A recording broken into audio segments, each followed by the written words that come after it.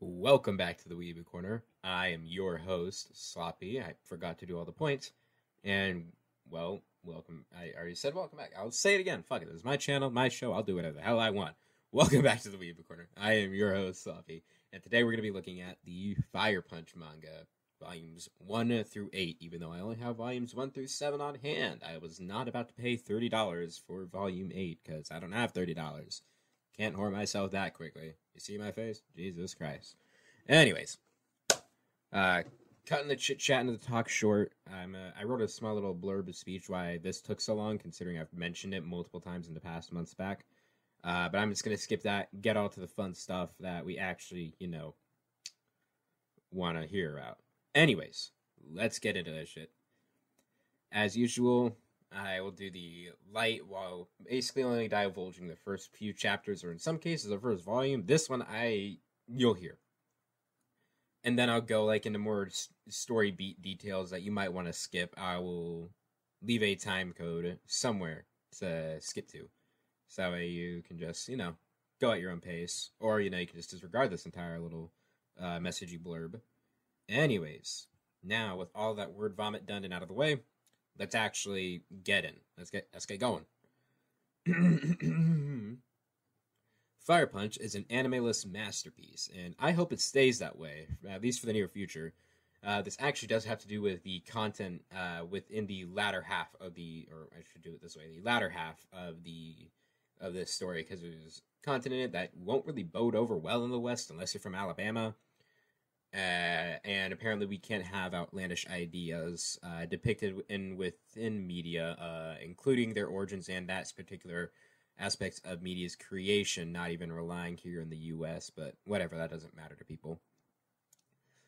And I haven't seen anything about Fire Punch getting anime aside from people saying and some sources confirming that it will be getting an anime. But I haven't been able to find any sort of anime visual. If I was, you best believe I would just hook that shit right into my veins, because seeing what is within these pages in print, seeing them in print is crazy, but seeing them animated and in color, oh my god, that would be just absolutely nuts. And I would just overdose on all that shit super quickly. That would be amazing. And that is actually a very stark contrast to the other work done by Tatsuki Fujimoto, most specifically Chainsaw Man. That giant series about a guy who has a pet dog devil that's apparently has a chainsaw for head, and then they fuse and he turns into a man with chainsaw arms and a chainsaw head. That series? Yeah, this is by the same guy. The same crazy son of a gun. But also, Fire Punch is fairly underground, especially when comparing the popularity of Chainsaw Man to Fire Punch. You got Chainsaw Man, it's super duper popular. I don't see enough people, at least to my liking, talking about Fire. I almost called him Fireman. Talking about Fire Punch. So anyways, now, with that little intro bit over, time for a bit of background information. Fire Punch was originally published in Shonen Jump Plus's official website as kind of a webcomic web volume thing. And it never began serialization until Shonen Jump Plus magazine had picked it up and started running it in 2016, I believe, about a year after its original introduction on their website.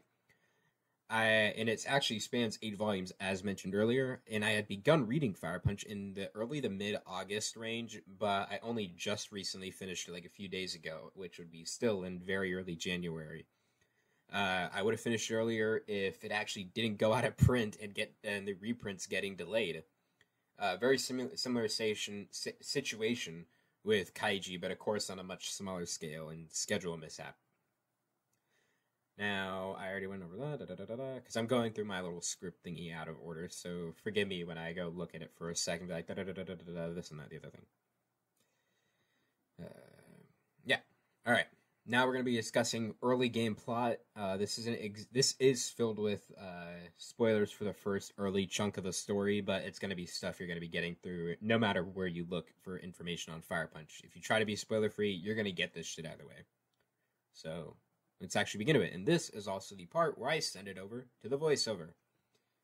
Now, Please enjoy this non-dramatic retelling of the beginning of Fire Punch. Fire Punch is a post-apocalyptic psychological revenge story with wonderful twists and turns, painting an incredibly dark and bleak reality for our main character, Agni. He's just a young teen faced with a routine that he and his sister have been practicing and is instrumental within its implementation and sustainment for the past several months. Cannibalism. The environment painting this decision is not only a cold one, literally within the pages of the story, but also incredibly bleak and dark. Thanks to a blessed known only as the name the Ice Witch, the Earth had been forced to enter a human-caused ice age, but with humans still roaming freely and doing their best to survive, either through standard survival means or by taking more drastic measures. Considering the time point in the story, it's very easy to say that a majority of, natural meat, deer, elk, rabbits, have most likely died off from either hunting or, freezing. There's obviously a limited supply of good meat to go around. Well, the Ice Witch isn't the only blessed. The blessed are a small race of people born with supernatural abilities. Some can spawn fire, electricity, ice, water, or in some extremely rare cases, the regenerative ability. Blessed can keep the food upkeep strong using the regenerative ability, but when desperate enough, at various and increasingly dire speeds. Agni and his anchor-like sister Luna are both regenerative blessed, but through Agni's desire and want and need to protect Luna at any and all costs, he takes the mantle and the action of self-harm, removing his arms on routine to supply his little village with enough food to survive. And as the months pass, the pain from this method begins to dull for Agni, and just becomes another event in his life. But as much as the pain dulls, the better his regenerative abilities become. At first, it took hours and nearly a day for his arms to regrow. Then minutes, and by the time we see within the papers, the routine just takes mere seconds. And then out of nowhere, in comes a large snow-modified APC in a helicopter led by men dressed in military uniforms, all well-equipped to survive and defend their home with rifles and the cold land around them. They're led by a group known as Behemdorg in need of supplies, with the ringleader at the moment being Doma. He goes up to Agni and seeing that he's the only young man left in the village, he offers Agni a home in Behemdorg for survival and safety. Agni, wanting to accept but fearing that his sister won't be able to go, doesn't answer quick enough, and another guard discovers through a house search that the village has been practicing cannibalism to survive. So, with the offer of survival rescinded, Doma reveals that he is also a blessed, just like Agni. But instead of regenerative abilities, he can create fire. Fire that doesn't burn out until all of its fuel has depleted. The village is burned to the ground within seconds, and everyone around Agni is dying, slowly, agonizingly, painfully, including Luna, right in front of his eyes. Though she's a regenerative blessed, her abilities were not heightened like her brother's. So she dies incredibly slowly, being the last one to die after a multitude of days, right in front of Agni, her last words being, "Agni, live." There Agni lay, burning, constantly as his life ends. He awakes in the same place as his sister's charred body used to be, her ashes now covering his body. But he lays there ablaze. His entire body, every single muscle fiber in his single being, is being tensed and constricted, burning for what feels like an eternity, until 3 agonizing years have passed, where he begins to walk. And within the 5th year, he's able to move about freely and quickly as he's become accustomed to the pain. And after the 8th year, he learns to control the flames and move them away from his face. And as his head is finally cooled, the bitter frost that led him to this point, he can breathe fresh air for the first time after 8 years. And he wanders the land in anger, stewing at the man who fucked what little he could call a life by caking his body in flames. Doma, the bastard. He vows to kill him and continues to wander until he comes across a line of prisoners facing execution for men who are dressed the exact same as those men sent to kill his village. But one stands out, one that isn't dressed like the others. He's not out of line.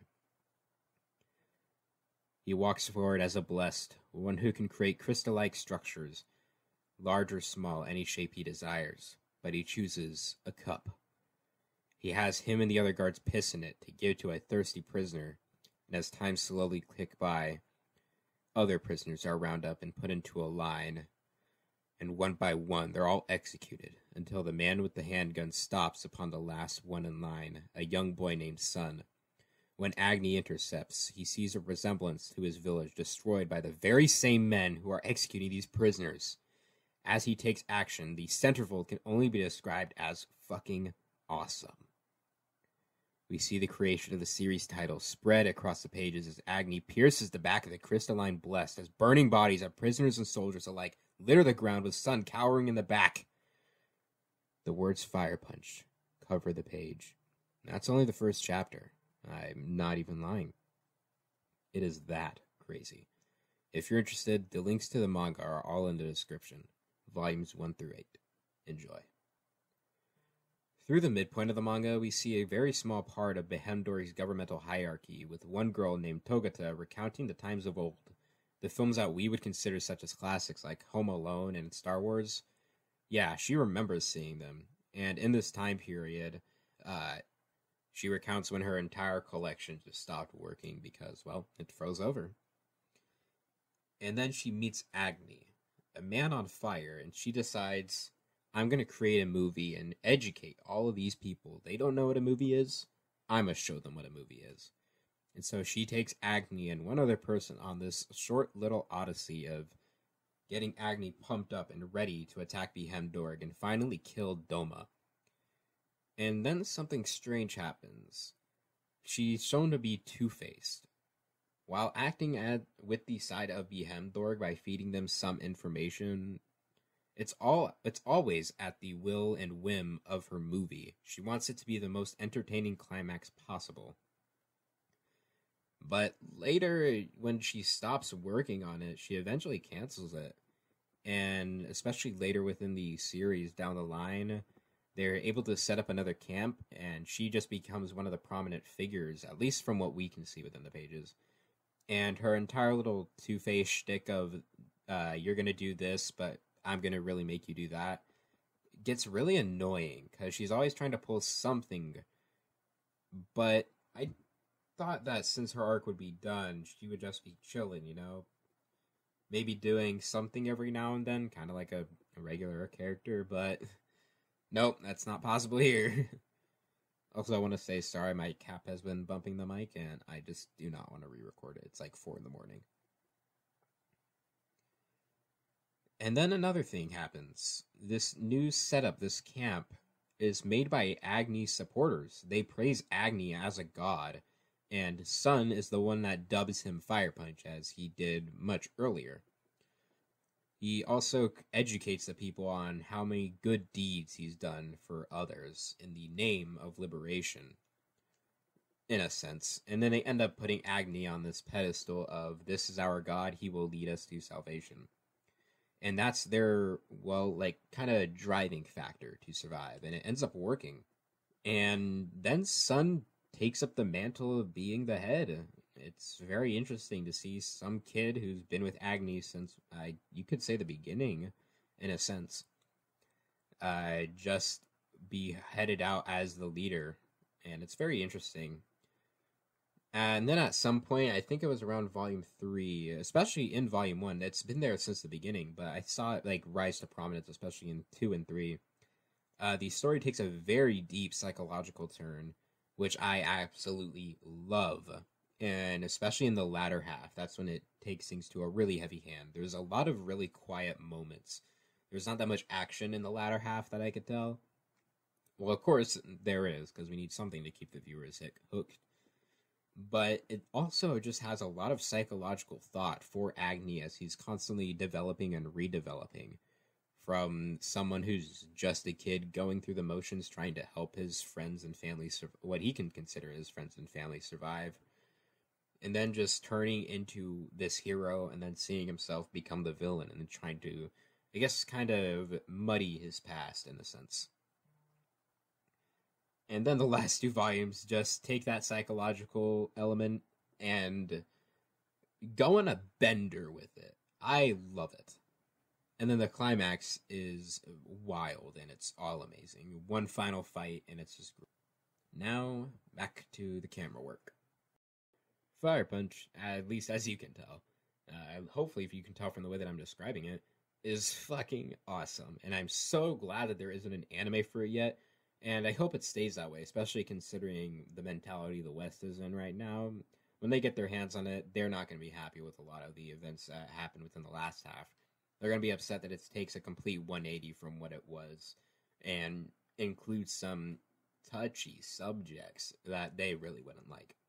Which sucks because it's absolutely amazing and I would love more eyes on it because it deserves to be propped up as a masterpiece because that's what I see it as, even though most would disagree.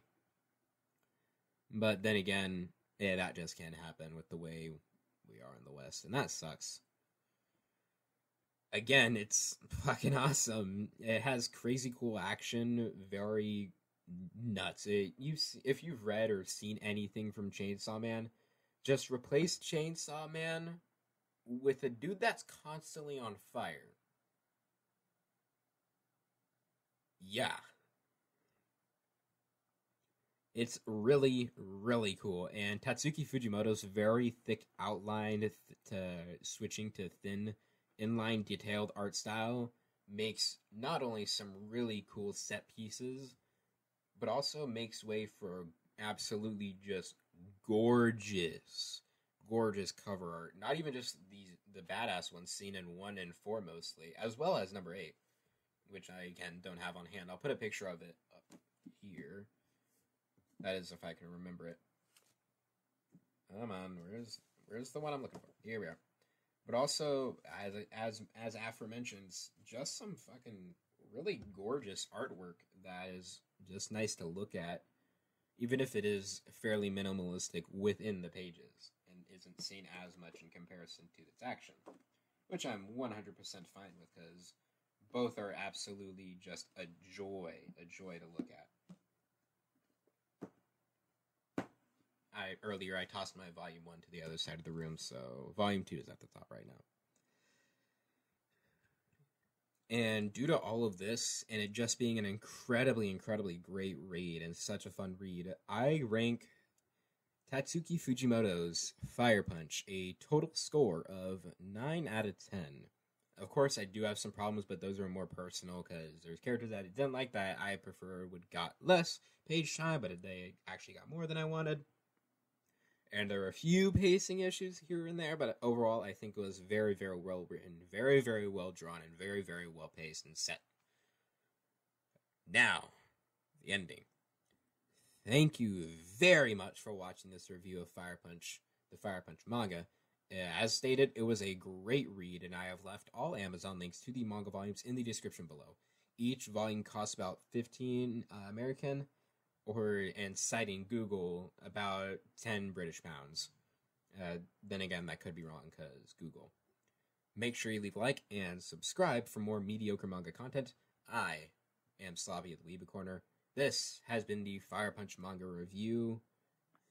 Thank you again very, very, very much for watching and sticking through this shit show. Yeah, if you liked anything in this, like and subscribe. I'm trying to get more content now. I'm feeling a lot better than I was. And so I'm trying to get as much out as I can. And if there's something that you thought I could have done better, please let me know in the comments below. All criticism and, well, as long as constructive criticism, constructive criticism especially, and feedback is welcome. And as you can tell, I'm using an actual camera for once. I'm not recording on my phone. I have a mic with a good recording software. Thank you, Audacity. I'm still reading off of a script directly to and from. You should see the audio recording moments. But either way, thank you all. I am Sloppy of the Weeba Corner. Time to end this out the right way. This has been the Fire Punch manga review, the entire series. And I will see you all in the next one.